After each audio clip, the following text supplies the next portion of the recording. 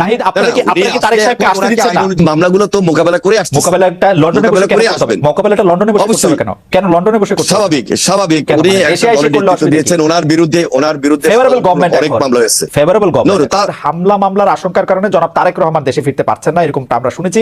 কিন্তু এই সরকার ক্ষমতা এসেছে, সেটিও 60 দিন হয়ে গেল, জনাব তারেক রহমান দেশে ফিরছেন না কেন? বেগম খালেদা জিয়াকে কেন বিদেশ নেওয়া যাচ্ছে না, যেটি প্রধান দাবি ছিল? আপনি যদি খুব সংক্ষেপে আমাদেরকে একটু বলেন।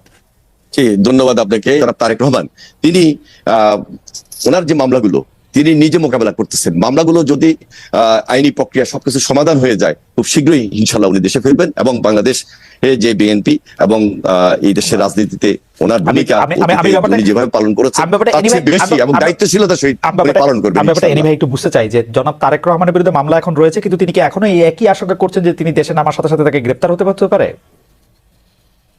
না, উনি মামলাগুলো তো মোকাবেলা করে আসছে। মোকাবেলাটা লন্ডনে বসে করতে হবে কেন? কেন লন্ডনে বসে করতে হবে? স্বাভাবিক উনি একটা নেতৃত্ব দিয়েছেন, ওনার বিরুদ্ধে ফেভারেবল গভর্নমেন্ট অনেক মামলা হয়েছে। ফেভারেবল গভর্নমেন্ট আছে, তারপরে তো আইন আছে। গভর্নমেন্ট আসলেই যে ওনাকে আইন মোকাবেলা করতে হবে, দেশে থেকে মামলা মোকাবেলা করা সম্ভব না। আপনি তো দেশে থেকে মামলা মোকাবেলা করছেন এনি ভাই। তারেক রহমানের জীবন সবসময় আওয়ামী লীগের কাছে তখন এখন এই 60 দিন আওয়ামী লীগের হিসাবে আমি আনতেছি না। এই 60 দিন এই সময়ে উনি আসবেন, উনি মোকাবেলা করে আসবেন। এই কারণে আসবেন যে উনি এসে যেন আমাদের সঙ্গে সম্পৃক্ত হয়ে জাতীয় রাজনীতিতে ওনার যে ভূমিকা সেগুলো তিনি সরাসরি আমাদের সঙ্গে থেকে কাজ করতে পারেন। উনি আসার কারণে, আইনের কারণে যদি ওনাকে জেলে যেতে হয়, সেই জিনিসটা আমরা জামিন হবে সেটা তো কি অসুবিধা? ওনার তো সর্বোচ্চ আদালতে না জামিন হবে। তবে এনিওয়ে আমার কাছে মনে হয় যে এটি আমার কাছে মনে হয় যে তারেক সাহেবের কথা হয়, ওনাকে জামিন দিয়ে দিবে। আমার সাথে মনে হয় যে আপনার সাথে তারেক সাহেবের নিয়মিত কথা হয়, আপনার দলের মধ্যে এটিতে আপনারা একটি পরিষ্কার সিদ্ধান্ত জাতির সামনে দিলে এটি মনে ভালো হয়। যাই হোক, কারণ আমার কাছে এটি এখনো খুব গ্রহণযোগ্য মনে হচ্ছে যে তিনি দেশে এসে কেন মামলা লড়তে পারবেন না? তিনি দেশে এসে কেন, এটা আমি জানি না কেন। হয় মামলা লড়ছেন, তো মামলা বাইরে বসে লড়ছেন এতদিন, বিদেশ থেকে উনি মামলা লড়ছেন, একই ধারাবাহিকতা লড়ছেন। কেন বিদেশ থেকে কেন হয়নি ভাই? লন্ডন থেকে কেন? নাহিদ, আপনারা কি তারেক সাহেবকে আসতে দিচ্ছেন না? না, আমাদের পক্ষ থেকে এরকম এটা মানে তিনি ইচ্ছা করলে আসতে পারেন। এটা তো আইন রয়েছে, সেই আইন অনুযায়ী আমার কাছে মনে হচ্ছে যে এই ব্যাপারটা নিয়ে আসলে আমরা নিশ্চয়ই একটা ক্লিয়ার পিকচার পাবো। আমার এনিভার জন্য আরেকটি প্রশ্ন আছে, সেই প্রশ্নটি আমি একটু করে, আমাদের হাতে একটু সময় না। I just want to request hour producer to extend it for 2 or 3 more minutes because আমি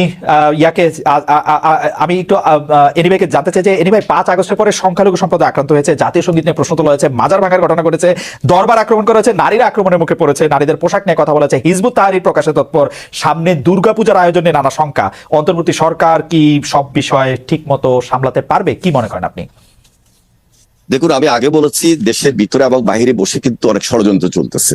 বিবিসি একটা নিউজও করেছে এবং এই দেশে যে সমস্ত নিউজগুলো হচ্ছে, বিশেষ করে হিন্দু সম্প্রদায়কে নিয়ে, এগুলো ম্যাক্সিমাম ফেক এবং বাংলাদেশের বাহিরে বসেও এই সমস্ত ষড়যন্ত্রগুলো হচ্ছে এবং অনেকগুলা নিউজ এখানে যেটা এসেছে যে, এবং সরাসরি হিন্দু সম্প্রদায়ের অনেকেই কমিটমেন্ট কথা বলেছেন মিডিয়ার সামনে। বাস্তবের সঙ্গে এগুলোর কোনো মিল নাই।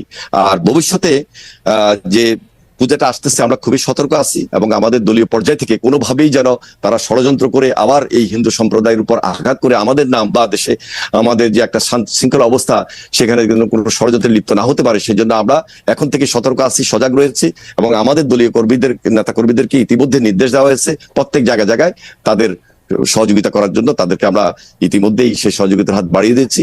এটা সরকারকে এই ব্যাপারে খুব সতর্ক থাকতে হবে। ইনশাল্লাহ সরকার সজাগ আছেন বলে আমরা মনে করছি। তাছাড়া এই যে মাজারের কথা বললেন বা আরো অনেক দরবারের কথা বললেন, সবকিছু মিলে একটা স্বাধীন বাংলাদেশ কিভাবে গড়তে হবে, এখন থেকে সেই পরিকল্পনা নিয়েই সুন্দর বাংলাদেশ গড়ার জন্য আমরা এগিয়ে যাচ্ছি এবং আমাদের সর্বাত্মক সহযোগিতা এই সরকারের প্রতি আমাদের রয়েছে এবং ভবিষ্যতে থাকবে ইনশাল্লাহ। এর আপনাকে ধন্যবাদ। আমি এটা নিয়ে শুধু এক লাইন জনাব নাহিদ ইসলাম আপনার কাছে শুনতে চাই যে আপনার এই ব্যাপারে কি অনেকগুলি বিষয়ে প্রশ্ন তোলা হয়েছে যে সেগুলো আপনি ঠিকমতো করতে পারবেন কিনা, ষড়যন্ত্রের কথা বলেছেন এনি ভাই।